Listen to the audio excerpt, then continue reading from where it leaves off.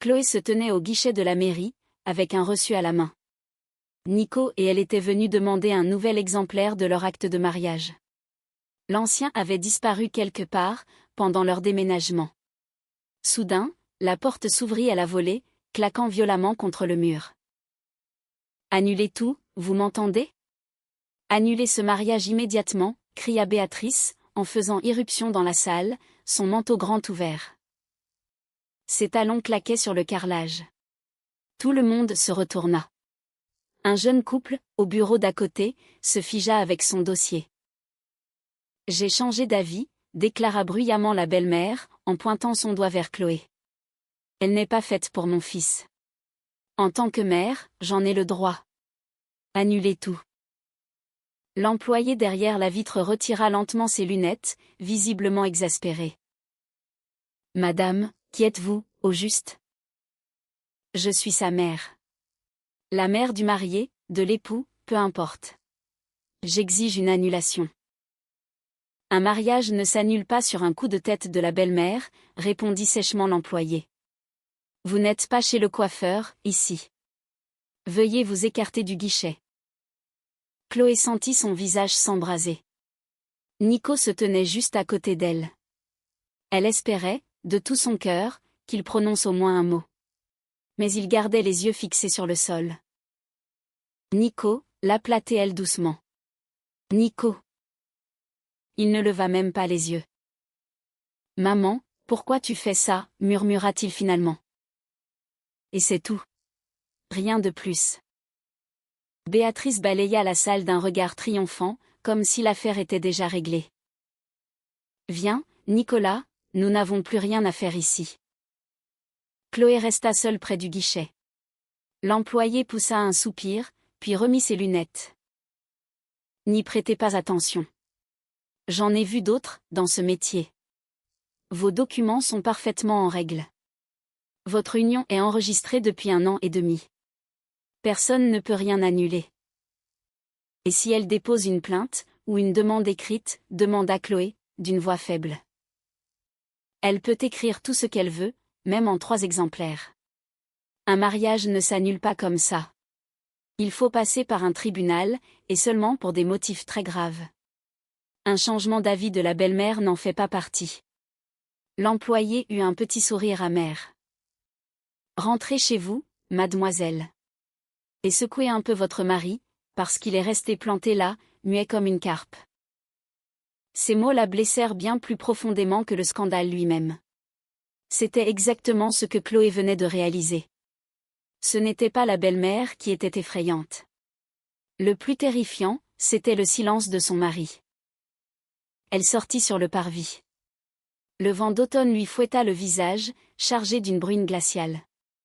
Nico et sa mère se tenaient près de la voiture. La belle-mère lui expliquait quelque chose à mi-voix, et lui, il hochait la tête, inlassablement, comme une marionnette. « Qu'est-ce que c'était que ça ?» demanda Chloé, en s'approchant. « Chloé, tu connais ma mère » répondit Nico. « Elle s'est emportée, ça va passer.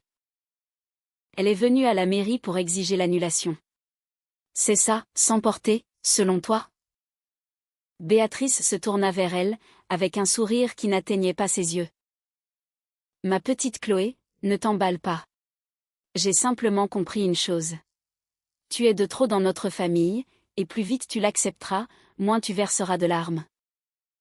Je suis la femme de votre fils. » Pour le moment, rétorqua la belle-mère, en ouvrant la portière de la voiture. Pour le moment. Pour le moment, resta suspendu dans l'air. Chloé le grava dans sa mémoire. Le trajet du retour se fit dans un silence de plomb. Nico s'agrippait au volant, fixant la route, comme s'il était terrorisé à l'idée de croiser le regard de Chloé dans le rétroviseur. Chloé était assise à l'arrière, car la belle-mère avait pris la place du passager sans demander la permission, bien que personne ne l'ait invitée à monter. « Béatrice, vous n'allez pas dans la direction opposée, normalement ?» demanda Chloé. « Je viens prendre le thé chez vous. Nous en profiterons pour discuter en famille. » Votre discussion en famille, vous venez de la faire à la mairie. Ne sois pas insolente, ma fille, répondit la belle-mère sans se retourner. L'insolence, ça ne marche que dans les films. Dans la vraie vie, ça gâche tout. Au feu rouge, Nico serra le volant un peu plus fort, mais ne prononça pas un seul mot. Chloé fixait sa nuque, en se disant « Allez, c'est le moment, il va prendre ma défense. » Il resta muet. Le feu passa au vert, la voiture redémarra. L'occasion s'était envolée. L'appartement les accueillit avec une odeur de bœuf bourguignon de la veille. Chloé l'avait préparé le dimanche, pour en avoir toute la semaine. La belle-mère plissa le nez, comme s'il s'agissait de quelque chose de répugnant, et non d'un vrai repas. « Encore du bourguignon ? Nicolas, tu ne te nourris que de ça, chez elle ? » « J'aime bien le bourguignon de Chloé, » dit doucement Nico, depuis le couloir. « Tout te plaît, c'est bien ça le problème. » Béatrice entra dans le salon, s'assit dans un fauteuil, croisa les mains sur ses genoux, et examina les murs, les rideaux, les étagères, avec l'œil sévère d'un expert immobilier. « C'est un bel appartement, dit-elle. Un beau 3 pièces, dans un quartier agréable. Nicolas a fait le bon choix. » « Nous avons fait le bon choix, » corrigea Chloé, tout en mettant de l'eau à chauffer. « Ensemble. Nicolas a pris le crédit à son nom, mais nous le remboursons à 2. Je paie ma moitié, chaque mois. » La belle-mère eut un petit rire condescendant, comme face à une naïveté d'enfant. « Ma chérie, celui qui paie vraiment, c'est celui dont le nom figure sur les papiers. Et les papiers sont au nom de Nicolas. Retiens bien ça. » Chloé posa une tasse devant elle, en gardant les mains bien stables, même si son cœur se serrait douloureusement. « Où voulez-vous en venir ? » ?»« Nulle part. Je bois mon thé. » Béatrice prit une gorgée, puis fit la grimace. Le thé est éventé. « Mais enfin, passons.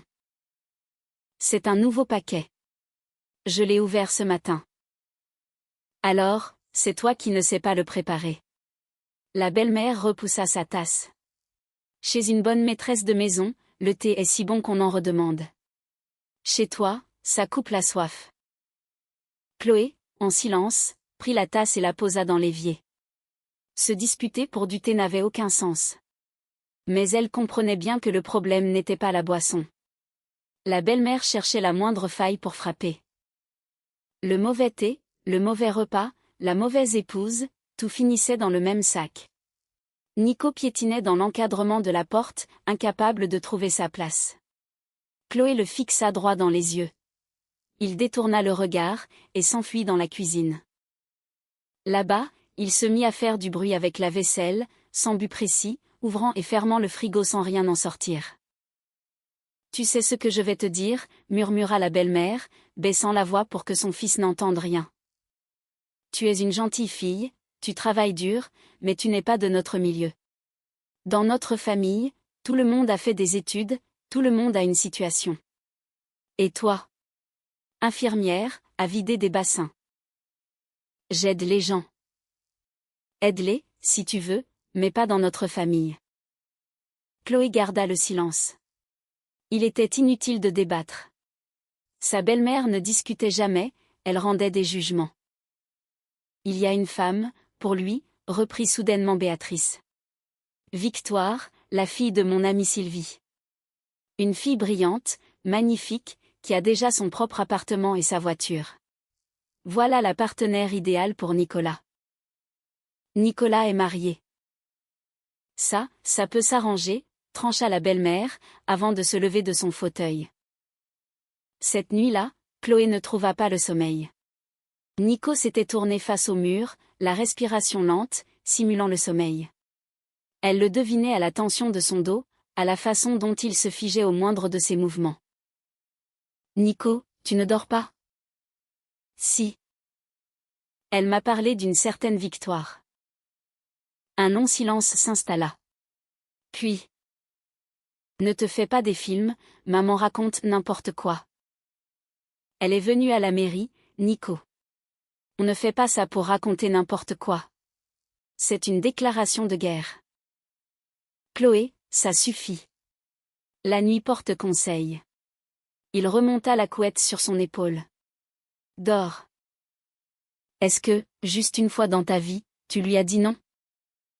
Il ne répondit pas. Le silence s'éternisa. Si longtemps que Chloé finit par croire qu'il s'était endormi.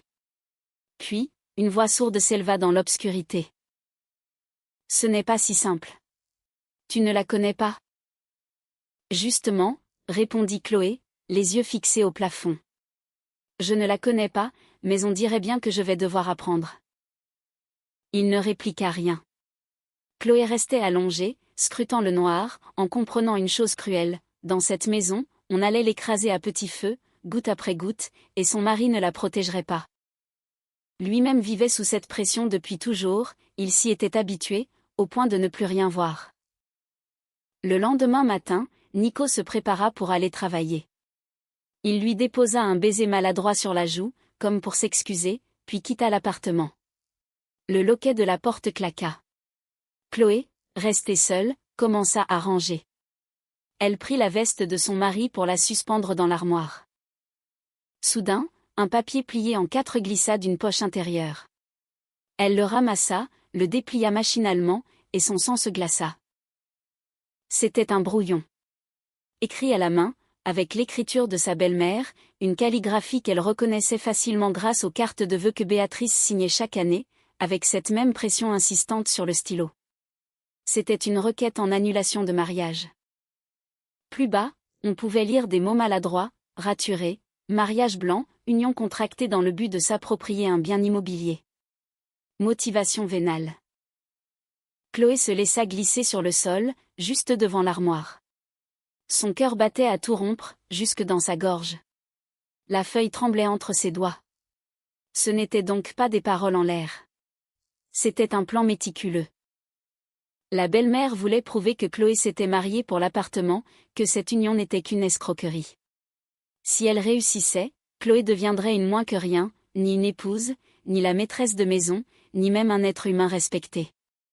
Juste une arnaqueuse qu'on jetait à la rue. Elle prit la feuille en photo avec son téléphone, puis la replia exactement comme elle l'avait trouvée, avant de la glisser de nouveau dans la poche de la veste. Il valait mieux qu'il ignore ce qu'elle savait. Ses mains tremblaient encore, mais, au fond d'elle, quelque chose venait de basculer. La peur ne l'avait pas quittée, mais un autre sentiment s'y mêlait désormais, une colère froide, une soif de comprendre, d'aller jusqu'au bout. Le soir venu, elle affichait un calme déconcertant, presque excessif. Nico le remarqua immédiatement. « Qu'est-ce que tu as? Comment ça? Tu es silencieuse. Tu es fatiguée? » Il piétina un instant, avant de s'asseoir près d'elle, sur le canapé. « Écoute, Chloé, maman va vraiment trop loin. Je vais lui parler. » « Parle-lui, oui. » « Tu me crois? » Chloé le dévisagea. Elle eut très envie de lui dire non, mais elle répondit. « J'ai envie d'y croire. » En fin d'après-midi, la belle-mère appela. Pas sur le téléphone de Chloé, mais sur celui de Nico. Sauf que ce dernier prenait sa douche. Le téléphone se mit à vibrer sur la table, glissant lentement vers le bord. Chloé vit le nom s'afficher, « Maman ». La sonnerie s'arrêta soudainement, remplacée par la notification d'un message, bien lisible sur l'écran verrouillé. « J'ai tout réglé avec Sylvie. Elle a déjà viré l'argent. Je rassemble les attestations des voisins pour jeudi. L'essentiel, c'est que la gamine ne se doute de rien avant l'heure. » Chloé lut le texte 2 fois, puis une 3e. La gamine, c'était elle. Pas Chloé, pas sa femme, juste une gamine. Un insecte qu'il fallait balayer. Elle ne toucha pas au téléphone, elle ne chercha pas à le déverrouiller. Elle se contenta de mémoriser chaque mot. Sylvie, l'amie de sa belle-mère, la mère de cette fameuse Victoire. L'argent avait déjà été transféré. Et, d'ici jeudi, la belle-mère prévoyait de récolter de fausses attestations auprès des voisins. Tout cela, dans le plus grand secret, pour que Chloé ne puisse pas riposter. Le bruit de l'eau s'arrêta dans la salle de bain. Chloé s'éloigna précipitamment de la table, attrapa un chiffon, et fit mine de nettoyer le rebord de la fenêtre.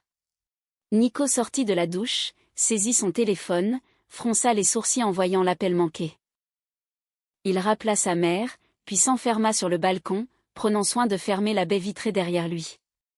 Chloé s'approcha prudemment, s'adossant au mur. À travers l'entrebâillement, quelques bribes de phrases lui parvenaient. Mais non, elle ne sait rien. Non, maman, je fais attention. Et si elle m'aime vraiment, elle? Ah, je ne peux pas faire ça comme ça. Un silence. Il écoutait. D'accord, j'ai compris. Ce week-end. Très bien, ce week-end. Il rentra du balcon, glissant le téléphone dans la poche arrière de son jean. Qui c'était? Demanda Chloé, d'une voix parfaitement neutre, sans quitter la fenêtre des yeux. Ma mère. Pour une bêtise. C'était le deuxième mensonge en 2 jours. Chloé hocha la tête, et retourna dans la cuisine. Tout en lavant les assiettes, les pièces du puzzle s'assemblaient dans son esprit. Elle préparait un dossier. L'ami finançait l'opération. Et Nico. Il n'était pas tout à fait de leur côté, mais il n'était pas non plus du sien. Il se tenait au milieu, se laissant tirer par la manche, de plus en plus loin de sa femme. Le lendemain, un peu avant midi, la sonnette retentit. 2 petits coups timides. Chloé alla ouvrir. Sur le palier se tenait la voisine du 3e étage, Madame Martin. C'était une femme un peu forte, vêtue d'une robe d'intérieur fleurie, avec des yeux habituellement curieux, mais aujourd'hui fuyants. « Chloé, ma petite, excuse-moi de te déranger. » « Voilà, je... » Elle hésita, jetant un regard anxieux vers les escaliers. « Tu es seule? Nico n'est pas là? » « Je suis seule. Il est au travail. Entrez, je vous en prie. » La voisine pénétra dans l'entrée, mais refusa d'aller plus loin. Elle triturait la ceinture de sa robe, d'un air gêné, piétinant dans ses vieux chaussons. Voilà l'histoire, Chloé. Avant-hier, la mère de ton Nico est venue frapper à ma porte. Béatrice. Chloé se crispa immédiatement. Et que voulait-elle? C'est délicat à dire. Madame Martin baissa la voix, presque jusqu'au murmure, bien qu'il n'y ait personne d'autre dans l'appartement. Elle m'a demandé de témoigner, au cas où. De dire que des hommes viennent te voir quand Nico travaille. Que tu as des amants dans son dos. Chloé sentit un frisson glacé lui parcourir la colonne vertébrale. Pardon. C'est bien ce que je lui ai répondu. Je lui ai dit, Madame, vous perdez la tête. Chloé ne sort presque jamais. C'est métro, boulot, dodo. Quels hommes? Mais elle a pris un ton doucereux. Elle m'a dit, Madeleine, vous y gagnerez. Je saurai me montrer généreuse. Vous êtes une femme intelligente, vous comprenez bien. Et puis, elle a frotté ses doigts, comme ça, pour me parler d'une enveloppe. Elle me proposait de l'argent. Enfin, soit de l'argent, soit un ravalement de façade pour l'immeuble, je n'ai pas tout saisi. Mais c'était clairement un pot de vin. Et vous avez accepté? Mais enfin, pour qui me prends-tu? La voisine s'agita tellement que sa robe s'entr'ouvrit. Je ne suis pas une pourriture. Je n'en ai pas dormi de la nuit. Ce matin, je me suis dit, il faut prévenir cette petite. Fais très attention à toi, ma fille. Elle prépare un sale coup. Cette femme est mauvaise, elle a le regard méchant. J'en ai connu, des comme elle. Chloé s'appuya contre le mur. La belle-mère était donc déjà en train d'acheter des témoins, construisant son tissu de mensonges. Des hommes viennent la voir. Tout cela pour prouver l'infidélité, et faire annuler le mariage. Madame Martin, dit doucement Chloé, accepteriez-vous de répéter cela, si jamais c'était nécessaire? Devant d'autres personnes? La voisine hésita un instant, pesant le pour et le contre. Se frotter à cette Béatrice, c'était chercher les ennuis. Mais elle finit par soupirer. Tu es une bonne fille. Et Nico est un brave garçon, même si c'est une chiffre molle. D'accord. Si tu as besoin de moi, appelle-moi. Je dirai la vérité. Elle repartit. Chloé ferma la porte, et resta un long moment le front appuyé contre le bois froid. Elle avait un témoin. Un vrai témoin, bien vivant. Et c'était la belle-mère elle-même qui l'avait fait entrer dans cette histoire, par excès de confiance. Le soir, pendant le dîner, Nico avait l'air sombre. Maman veut qu'on aille chez elle ce week-end. Tout le monde sera là. Il y aura Sylvie, et d'autres personnes. Tout le monde, répéta Chloé. Et pour quelle occasion? Un dîner de famille. Elle a dit qu'on devait avoir une discussion importante. Chloé posa sa fourchette. Nous y étions. Le fameux rassemblement familial, où la belle-mère inviterait sa complice. C'est laquelle prévoyait de frapper le coup de grâce. Déclarer, devant tout le monde, que Chloé était une usurpatrice, sortir ses faux documents, et l'humilier publiquement. D'accord, répondit Chloé. Nous irons. Nico fut surpris. Tu n'es pas contre? J'étais persuadée que tu refuserais. Et pourquoi donc? Je suis ta femme. On m'invite à un dîner de famille. J'y vais. Il la regarda avec un mélange de culpabilité et de soulagement, comme si c'était tellement plus simple pour lui quand elle acceptait, quand elle ne résistait pas. La nuit venue, Chloé restait éveillée, en pleine réflexion. Se rendre à ce dîner sans aucune munition serait stupide. La belle-mère arriverait avec ses fausses attestations, son ami fortuné, et ses mensonges bien rodés. Chloé ne pouvait pas se présenter les mains vides. Elle avait déjà la photo du brouillon. Elle connaissait le message concernant l'argent et les témoignages. Mais ce message était dans le téléphone de Nico, pas le sien. Et elle avait la voisine, prête à dire la vérité. C'était un bon début, mais ce n'était pas suffisant. Elle devait découvrir quelles étaient ces fameuses attestations, et quel était le lien exact avec cet argent transféré. Le lendemain, jeudi, Chloé prit 2 heures de congé à son travail, prétextant un rendez-vous médical auprès de l'infirmière en chef. Elle ne dit rien à Nico, et se rendit directement chez sa belle-mère, en cachette. Elle le savait très bien, le jeudi matin, Béatrice allait à la clinique pour ses séances de kinésithérapie, et elle ne rentrait jamais avant midi. Quant à la clé de l'appartement, elle était accrochée dans leur propre entrée, sur un petit clou, orné d'un vieux porte-clés en forme de fer à cheval. Nico l'utilisait pour aller arroser les plantes quand sa mère partait en vacances. Chloé décrocha la clé. Le métal était glacé, et ses mains tremblaient de façon incontrôlable. Elle savait qu'elle franchissait une ligne dangereuse. C'était un acte moralement discutable, dont elle avait honte, mais on ne lui laissait pas le choix. Soit elle découvrait le complot, soit elle se ferait écraser, aveuglément. Dans les couloirs de l'immeuble de sa belle-mère, ça sentait la peinture fraîche, des travaux devaient être en cours. Chloé monta au 3e étage, et tendit l'oreille. Aucun bruit. Elle inséra la clé, et tourna. Le cliquetis de la serrure résonna bruyamment, la faisant sursauter. Elle jeta un coup d'œil anxieux vers les portes voisines. Personne. L'appartement l'accueillit avec une forte odeur de lavande et de médicaments. Des bouquets de plantes séchées trônaient dans la cuisine, entourés de flacons sur le rebord de la fenêtre. Au mur, une grosse horloge égrenait les secondes avec un tic-tac pesant. Chloé déglutit péniblement, et s'avança dans le salon, en prenant un soin extrême à ne rien bousculer. Sur le bureau, juste sous la fenêtre, une pile de vieux journaux dissimulait un dossier. Une banale pochette cartonnée bleue, fermée par un élastique. Chloé se figea devant. Son cœur tambourinait si fort qu'elle avait l'impression que tout l'immeuble pouvait l'entendre.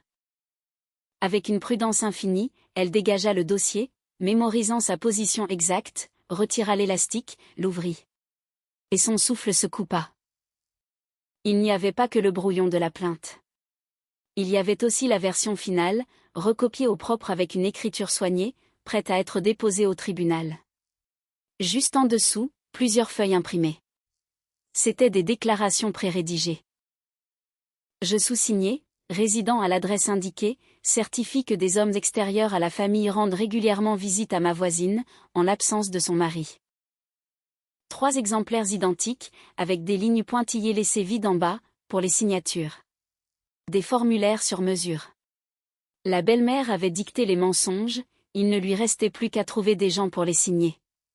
Chloé examina les feuilles. L'une d'elles portait déjà une signature, une famille du 5e étage, qu'elle connaissait à peine.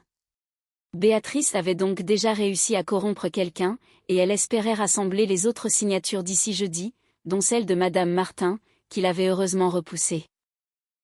Sous ces fausses déclarations, il y avait un dernier document. Une impression bancaire. Un avis de virement.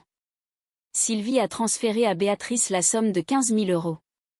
Dans le motif du virement, une mention courte et innocente, prêt pour travaux. Chloé fixa les chiffres, puis cette mention, pour travaux. La belle-mère ne faisait absolument aucun chantier. L'appartement était impeccable, exactement comme à son habitude.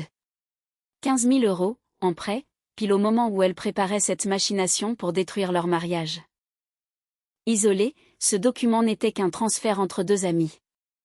Mais rangé à côté de la plainte, et mêlé aux conversations sur cette fameuse victoire, ce bout de papier prenait une toute autre couleur. Ce n'était pas pour des travaux. C'était un prix d'achat. Mais l'achat de quoi, au juste? Même si ce n'était écrit nulle part, c'était évident. Chloé lisait et relisait, incapable d'en croire ses yeux. La belle-mère venait de vendre le mariage de son propre fils. Elle avait pris l'argent de son ami en acompte, s'engageant à provoquer le divorce de Nico pour le pousser dans les bras de Victoire. 15 000 €. Et l'appartement, ce même appartement pour lequel Nico et Chloé trimaient chaque mois en remboursant le crédit, allait devenir le nid d'amour du nouveau couple idéal. Une dot inversée, en quelque sorte. Chloé ne dérangeait pas seulement parce qu'elle était une belle fille déplaisante. Elle était un obstacle purement financier, une épine dans une transaction commerciale. Ses mains tremblaient de plus belle, mais elle se força à agir avec méthode. Elle sortit son téléphone, et photographia chaque document individuellement, en gros plan, pour que le texte soit parfaitement lisible.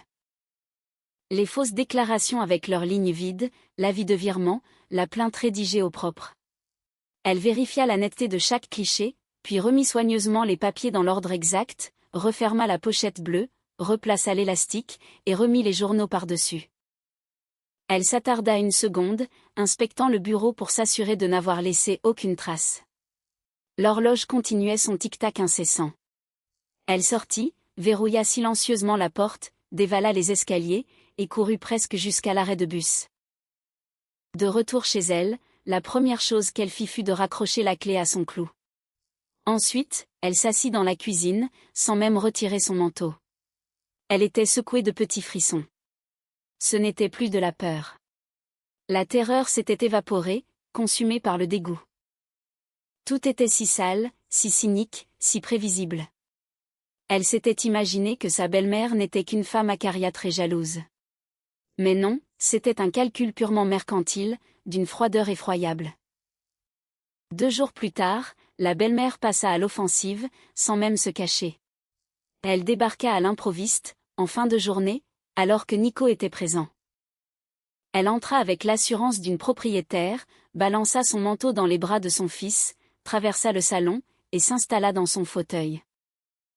Nicolas, lança-t-elle sans adresser un regard à Chloé. J'ai perdu mes boucles d'oreilles. Celles en or, avec des rubis, que ma grand-mère m'avait offertes pour mon mariage. Je les avais apportées ici pour vous les montrer, la dernière fois. Tu t'en souviens? La dernière fois qu'on a pris le thé. Oui, je crois m'en souvenir, balbutia Nico, pris de court. Eh bien, elles ont disparu. Béatrice daigna enfin tourner la tête vers Chloé. Ses yeux étaient d'un calme absolu. Et il n'y avait personne d'autre dans cette maison, à part ta femme. Le sang de Chloé ne fit qu'un tour. Qu'est-ce que vous sous-entendez par là? Je ne sous-entends rien du tout, je suis très claire.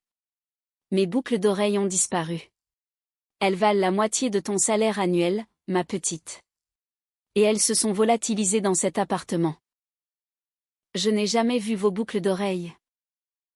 Bien sûr que tu ne les as pas vues, susurra la belle-mère avec une fausse douceur. Puisqu'elles ont mystérieusement disparu. Dis-moi, Nicolas, je devrais peut-être appeler la police?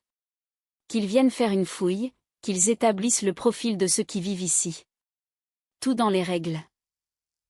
Chloé saisit immédiatement la manœuvre. Aucune boucle d'oreille n'avait disparu. C'était une mise en scène supplémentaire, une nouvelle preuve de sa cupidité. Pour ajouter le vol à l'accusation de mariage blanc, et pour semer le doute dans l'esprit de Nico. « Maman, c'est ridicule », murmura faiblement Nico. « Chloé ne ferait jamais ça. »« Et comment peux-tu savoir ce dont elle est capable ?» rétorqua violemment Béatrice. « Tu vis avec elle depuis 1 an et demi, et tu ne sais même pas qui elle est. Moi, je suis ta mère. Je vois clair dans son jeu. Aujourd'hui ce sont les bijoux, demain elle fera mettre l'appartement à son nom. » L'appartement ? Chloé laissa échapper un rire nerveux, bien que ses mains tremblent de colère. L'appartement est au nom de Nico. Et nous payons le crédit ensemble. Je peux vous montrer tous les relevés bancaires. Elle paie, tu parles, cracha Béatrice. Et le contrat, il est au nom de qui ? Au nom de Nicolas. Je vais te dire une chose, ma grande, tu vas dégager d'ici, avec ou sans tribunal. Tu feras tes valises et tu retourneras d'où tu viens. C'est l'appartement de Nicolas, c'est la famille de Nicolas. Et toi, tu n'es qu'une locataire de passage. Elle se leva, s'approcha du porte-manteau où étaient suspendues les vestes, et passa nonchalamment la main sur le manteau de Chloé, comme pour évaluer combien de temps il resterait encore accroché là. « Enlevez vos mains de mes affaires », dit Chloé d'une voix basse, mais tranchante. « Sinon quoi ?» La belle-mère se retourna, le sourire aux lèvres. « Sinon je vous rappelle que, légalement, c'est aussi chez moi. Du moins, tant que je suis la femme de votre fils. » Tant que, appuya lourdement Béatrice. C'est exactement ça, tant que. Profitant, ma petite, ça ne va plus durer très longtemps. Nico, planté entre elles, ne disait mot. Chloé le fixa avec insistance, mais, une fois de plus, il baissa les yeux. À cet instant précis, elle eut véritablement la nausée. Pas à cause de sa belle-mère. À cause de lui. La belle-mère renifla avec mépris, balayant la pièce du regard. Réfléchis bien à cette histoire de boucle d'oreille, Nicolas. Réfléchis très sérieusement à la personne avec qui tu partages ta vie. Puis, feignant d'oublier son manteau jeté en boule sur la chaise de l'entrée, elle se précipita vers la sortie. Sur le pas de la porte, elle lança par-dessus son épaule, s'assurant que Chloé entende bien. N'oubliez pas, ce week-end, tout le monde vient chez moi. Sylvie et la petite Victoire seront là aussi. On réglera tout ça en famille. La porte claqua. Chloé et Nico restèrent seuls, plongés dans un silence pesant. « Tu penses vraiment que j'ai volé ces boucles d'oreilles » demanda Chloé. « Je ne sais plus quoi penser » répondit sourdement Nico. « Non, bien sûr que non. Qu'est-ce que tu vas chercher ? Enfin. Je n'en sais rien. » Il tourna les talons et partit s'isoler dans la chambre. Chloé resta figée dans le couloir, envahie par une terrible certitude, il basculait déjà dans le camp de sa mère. Encore un petit effort de manipulation, et on réussirait à faire d'elle le monstre idéal. Une voleuse, une profiteuse, une croqueuse de diamants. La plainte mensongère, les faux témoignages, le coût des bijoux. Tout s'emboîtait parfaitement pour remplir ce maudit dossier bleu que Béatrice s'empresserait de remettre à la justice. Il n'était plus question d'attendre. Pour ce fameux dîner, elle devait se présenter avec des atouts de taille. Elle possédait désormais tout l'arsenal nécessaire, la photo du virement, l'argent versé par Sylvie, les preuves des fausses attestations, la plainte manuscrite, et surtout, le témoignage de sa voisine. Il ne restait plus qu'à attendre ce souper en famille. Quand Nico rentra du travail le lendemain soir, il sentit immédiatement que l'atmosphère était lourde. « Chloé, tu es toute pâle. Tu es malade ? » ?»« Non, juste épuisée par ma garde. »« Tu es différente, ces derniers temps. » Il cherchait ses mots. « Peut-être que j'en ai simplement marre d'être la fille docile, » lâcha-t-elle avec une dureté qui la surprit elle-même. Nico se tut, ravalant ce qu'il s'apprêtait à dire. Il s'installa pour dîner, et mangea son bœuf bourguignon en silence, ce même plat que sa mère méprisait tant. Nico finit par demander Chloé. J'ai une question. Si tu devais absolument choisir entre ta mère et moi, tu choisirais qui? Il reposa sa cuillère. On ne pose pas ce genre de questions. Et si je la pose, quand même? Chloé, ne commence pas. Je ne commence rien. Je te pose une simple question. Il resta silencieux un long moment, avant de lâcher. C'est ma mère. On n'en a qu'une. Et des épouses? Il bloqua, réalisant la gravité de ce qu'il venait de sous-entendre. Des épouses, on peut toujours en changer, c'est ça, termina Chloé, d'une voix éteinte. Merci pour ta franchise. Nico rougit violemment. Ce n'est pas ce que je voulais dire. C'est pourtant exactement ce que tu as dit. Il bondit de sa chaise, se mettant à faire les 100 pas dans la cuisine. Tu déformes tout. Ma mère est parfois brusque, c'est vrai, mais elle veut mon bien. Et toi? Tu ne fais que me monter contre elle. Moi? Chloé se leva si brusquement que sa chaise recula dans un crissement strident. C'est moi qui ai débarqué à la mairie pour exiger l'annulation de notre mariage devant tout le monde? C'est moi qui paie les voisins pour qu'ils racontent des mensonges? C'est moi qui te monte contre quelqu'un? Quel voisin? Qu'est-ce que tu racontes? Chloé se figea. Elle avait failli en dire trop. Elle ne devait surtout pas mentionner Madame Martin, ni le dossier, ni le virement. Le secret devait être gardé jusqu'au dîner. Peu importe. Elle s'obligea à se rasseoir. Oublie ça. Allons chez ta mère ce week-end. C'est là-bas que tout se décidera. Que quoi se décidera? Nico l'observait, totalement perdu. De quoi parles-tu, à la fin? Tu verras bien. Chloé, tu me fais peur. C'est moi qui te fais peur? Elle eut un sourire chargé d'amertume. Pas ta mère, qui fait le tour des mairies et du voisinage pour détruire notre vie? Mais moi, qui te prépare ton repas? Nico respirait bruyamment, des plaques rouges marquant son visage. Il ouvrit la bouche pour répliquer, mais aucun son ne sortit. Il resta planté là, serrant et desserrant les poings, puis tourna les talons. Il sortit de la cuisine, claquant la porte avec une telle violence que la vaisselle trembla dans les placards. Chloé resta seule. Devant une assiette de viande refroidie, avec des photographies dans son téléphone qui lui brûlaient les doigts. Les 2 jours précédant le repas s'étirèrent douloureusement. La belle-mère appelait Nico tous les soirs, murmurant des secrets au téléphone. Chloé faisait semblant de ne rien remarquer, de ne se douter de rien. Qu'ils préparent leur petite pièce de théâtre. Elle avait prévu un tout autre acte final.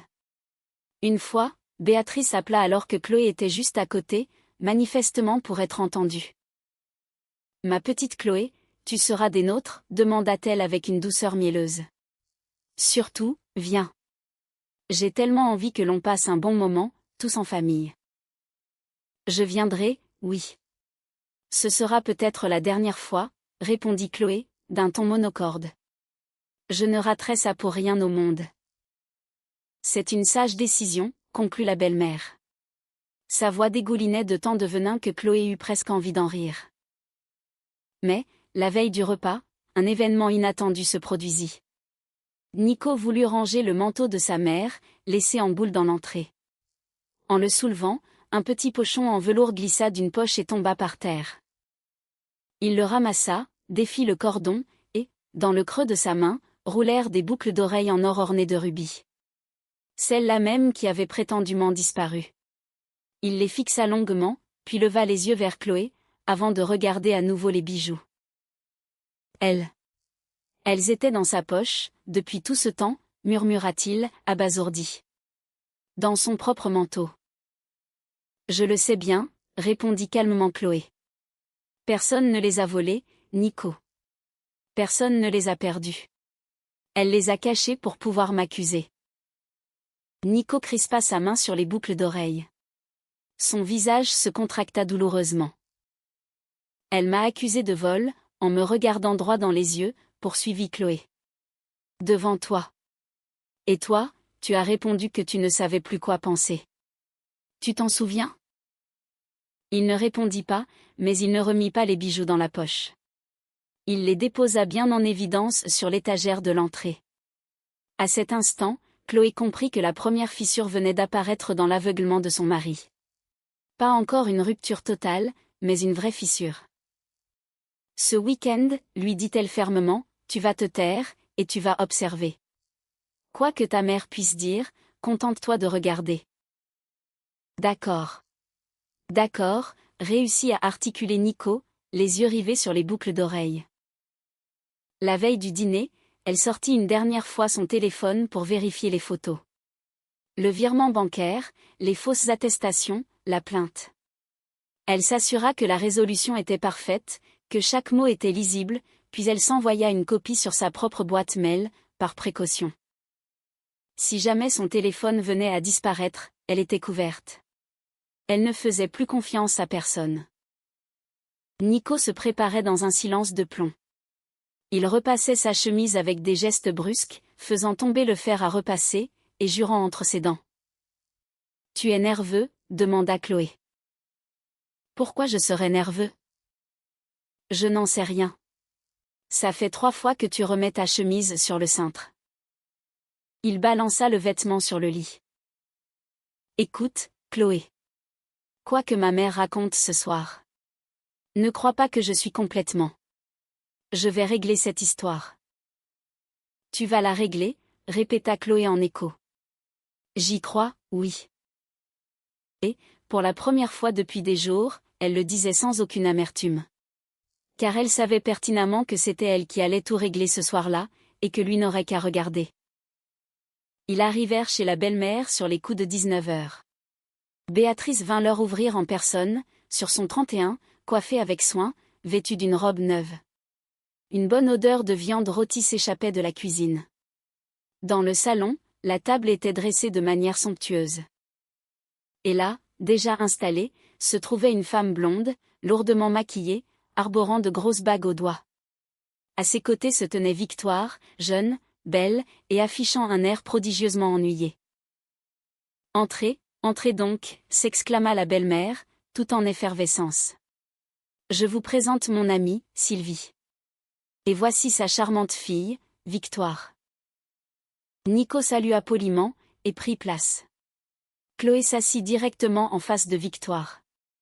Cette dernière la toisa de la tête aux pieds, avec condescendance, avant de détourner le regard. « Eh bien, » lança Béatrice en remplissant les verres de vin, « trinquons à nos retrouvailles. » Ils burent, ils mangèrent. La belle-mère monopolisait la conversation, chantant les louanges de Victoire, une fille brillante, une excellente maîtresse de maison, à qui sa maman avait déjà offert un appartement et une voiture. Victoire souriait avec suffisance, jetant des regards appuyés en direction de Nico. Ce dernier mangeait machinalement, les yeux fixés sur son assiette. Chloé, elle, gardait le silence. Elle attendait son heure, et l'heure finit par sonner. « Bien », déclara solennellement Béatrice en reposant sa serviette. Son visage devint soudain très grave. « Puisque nous sommes tous réunis, nous devons aborder un sujet crucial. Nicolas, mon fils bien-aimé, cela me brise le cœur, mais je suis ta mère, et c'est mon devoir. » Elle se leva, ouvrit le buffet, et en sortit le fameux dossier bleu. Chloé le reconnut immédiatement. « J'ai gardé le silence trop longtemps, mais je ne peux plus me taire. » La belle-mère ouvrit la pochette cartonnée. « Chloé ne t'a pas épousé par amour. C'était un mariage d'intérêt, uniquement pour mettre la main sur ton appartement. Et pire encore, elle te trompe. Pendant que tu te tues au travail, elle reçoit des hommes à la maison. Tout l'immeuble est au courant. J'ai ici même des déclarations écrites, signées par les voisins. Les gens confirment son comportement. » Elle étala théâtralement la pile de feuilles sur la nappe. Nico devint livide. « Maman, c'est quoi, ça ? » ?»« C'est la stricte vérité, mon garçon. Aussi douloureuse soit-elle. » Béatrice se tourna vers Nico, les yeux brillants d'une victoire imminente. « Alors, ma petite Chloé, vas-tu oser nier l'évidence ? Les gens ont signé. Tu ne peux pas lutter contre la vérité. Sylvie hochait la tête avec compassion. Quelle horreur! Le pauvre garçon. Victoire laissa échapper un petit rire étouffé. Chloé se leva, très lentement. Un silence de mort s'abattit sur la pièce. Tout le monde la fixait, s'attendant à la voir fondre en larmes, crier au scandale, ou se lancer dans des justifications désespérées. Avec un flegme déconcertant, Chloé sortit son téléphone de sa poche, aussi calmement que si elle cherchait une recette de cuisine. Les voisins, dites-vous? Ils ont signé? Sa voix était claire, sans la moindre faille. Très bien. Parlons-en, de vos chers voisins. Elle saisit l'une des feuilles étalées sur la table, et la brandit bien haut. Voici l'une de ses déclarations. Des hommes extérieurs rendent visite à la voisine. Et maintenant, regardez bien ceci. Elle déverrouilla son téléphone, ouvrit une photo, et la montra à l'assemblée. C'est exactement le même document. J'ai pris cette photo il y a 3 jours, directement dans ce dossier, chez vous. Seulement, à ce moment-là, la page était vierge. Aucune signature. Juste des lignes vides. C'est vous qui avez rédigé ces prétendus témoignages. Vous les avez tapés à l'ordinateur, puis vous avez fait le tour du voisinage pour supplier les gens de les signer. La belle-mère tressaillit, comme si elle venait d'encaisser un coup en plein visage. Tu as fouillé dans mes affaires, petite voleuse? Tout à fait, admit Chloé, sans chercher à nier. Vous êtes allé voir ma voisine pour la payer afin qu'elle mente à mon sujet, et c'est moi la voleuse parce que j'ai ouvert votre dossier bleu? Admettons. Mais vous savez ce que j'y ai trouvé d'autre, dans ce dossier? Elle fit glisser son doigt sur l'écran pour passer à la photo suivante, et tourna lentement le téléphone vers la table. Mais pas vers Nico. Vers Sylvie. Un avis de virement. Sylvie a viré sur votre compte, Béatrice, la somme de 15 000 €. Il est précisé, en motif, prêt pour travaux. Chloé balaya les convives du regard. Seulement, vous ne faites aucun chantier chez vous. J'ai vu votre appartement. C'est un prêt très étrange. Je me demande bien à quoi cet argent était réellement destiné. Le silence devint si lourd qu'on pouvait entendre l'eau goutter dans l'évier de la cuisine. Le visage de Sylvie se décomposa lentement. Toute couleur quitta ses joues, elle pinça les lèvres, et finit par exploser. Quels travaux, hurla-t-elle en foudroyant Béatrice du regard. Béatrice, tu m'avais certifié que cet argent servirait à financer un nouveau mariage.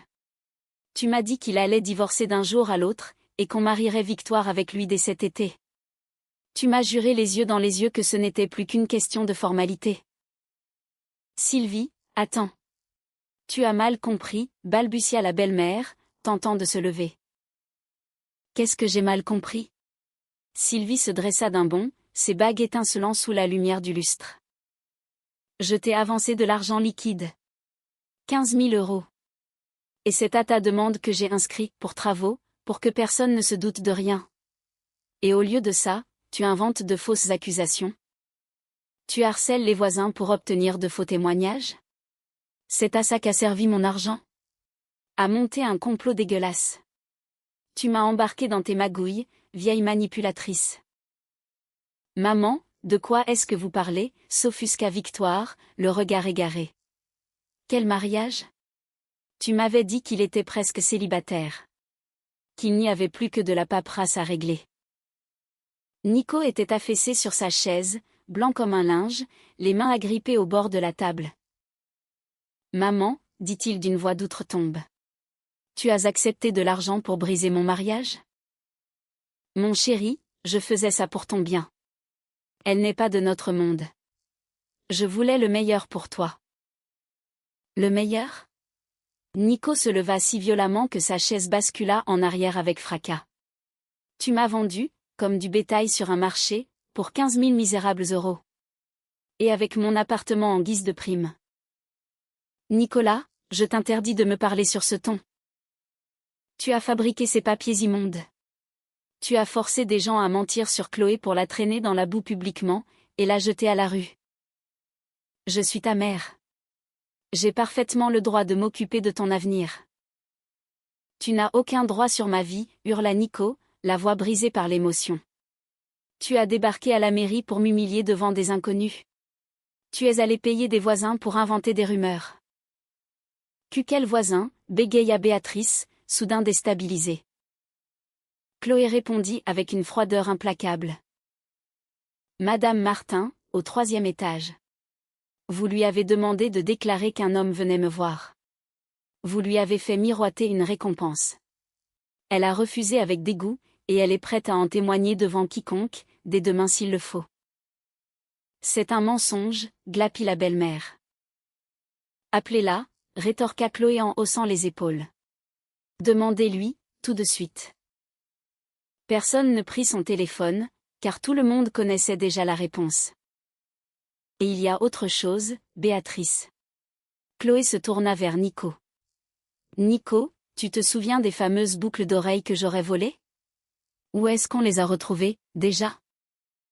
Nico déglutit difficilement. Il fouilla dans sa poche, en sortit le petit sac en velours, et vida les bijoux sur la nappe. L'or étincela sous la lumière.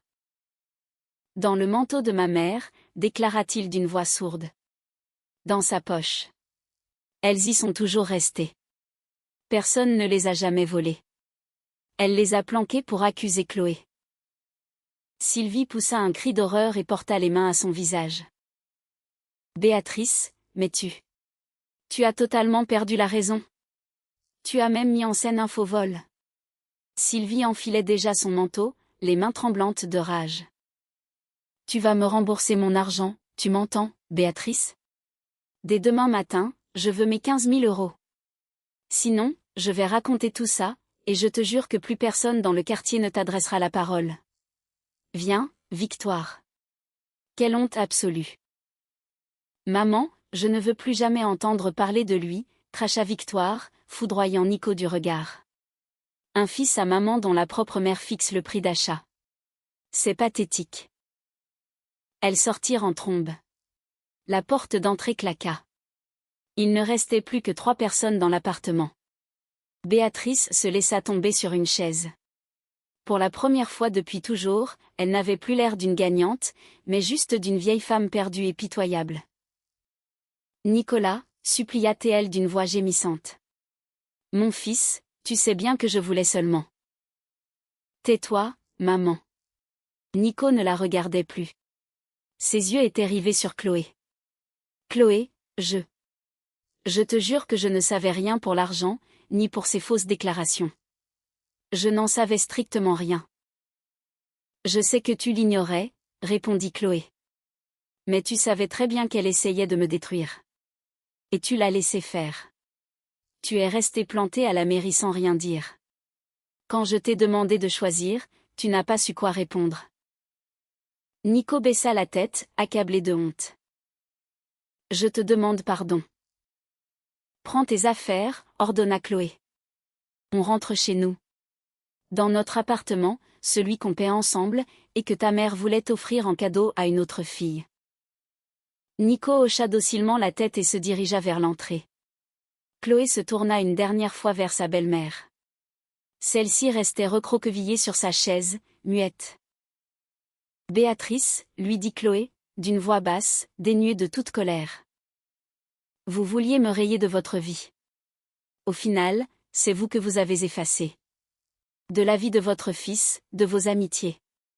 De tout. Vous vous retrouvez seul, avec l'argent d'une autre que vous allez devoir rembourser, et une liasse de fausses déclarations que vous ne pourrez plus jamais utiliser. Elle tourna les talons et quitta les lieux.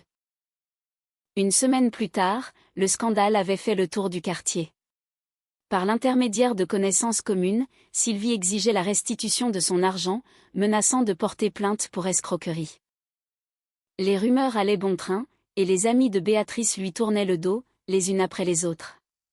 Bien entendu, aucune plainte pour annulation de mariage ne fut jamais déposée, il n'y avait plus le moindre dossier pour l'étayer. Nico était devenu très silencieux. Il avait changé. Pas d'un seul coup, ni par magie, mais quelque chose s'était brisé en lui, et il tentait de se reconstruire, différemment. Sa mère l'appelait une dizaine de fois par jour. Il rejetait systématiquement les appels. Il ne décrocha qu'une seule fois, écouta ses jérémiades pendant 1 minute, et répondit simplement « Rembourse Sylvie ». Puis, il raccrocha. Un soir, alors qu'il dînait, il prit la parole, les yeux baissés sur son assiette. « Je l'ai écoutée toute ma vie, depuis l'enfance. Je me disais, c'est ma mère, elle a plus d'expérience, elle ne me donnera jamais de mauvais conseils. Et elle a failli me vendre au plus offrant. » Chloé ne répondit rien. Les mots étaient superflus. En silence, elle posa devant lui une assiette de bœuf bourguignon, ce même plat de la veille, préparé pour toute la semaine, que la belle-mère détestait tant. La viande fumait doucement. Nico regarda son assiette, puis leva les yeux vers Chloé, et murmura, dans un souffle. « Merci de ne pas être parti, ce jour-là, à la mairie. Tu aurais pu le faire. » « Oui, j'aurais pu, » reconnut Chloé. « Pourquoi tu es restée ?» Elle pensa, parce que ce n'était pas à moi de partir. Nico baissa à nouveau la tête. Chloé s'assit en face de lui et prit sa cuillère. Dehors, le crépuscule d'automne s'épaississait. Dans l'immeuble d'en face, les fenêtres s'allumaient une à une. La vapeur du repas chaud s'élevait de leurs 2 assiettes. Et pour la toute première fois depuis bien longtemps, un véritable silence régnait dans cette cuisine. Pas ce silence lourd où l'un fait semblant de dormir en tournant le dos, mais un silence simple, apaisant et vivant. Celui de 2 personnes qui sont juste assises l'une près de l'autre, partageant un repas chaud, et qui n'ont plus peur de rien.